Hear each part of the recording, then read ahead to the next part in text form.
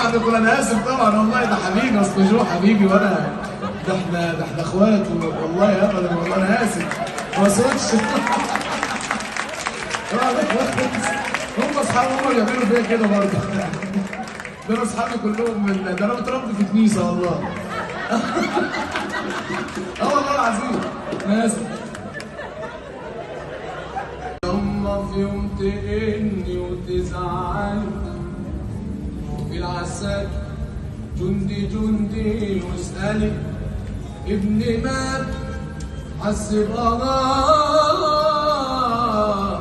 لا ابنك بطل مهما حصل بدل ما اعيش يما يموت عشان اعيش. انا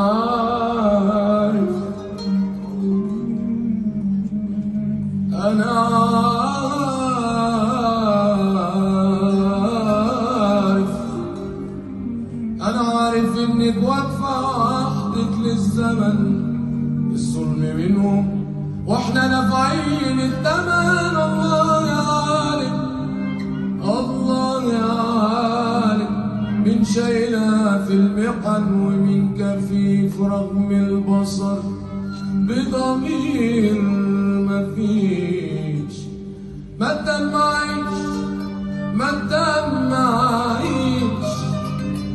تدمعيش موت عشان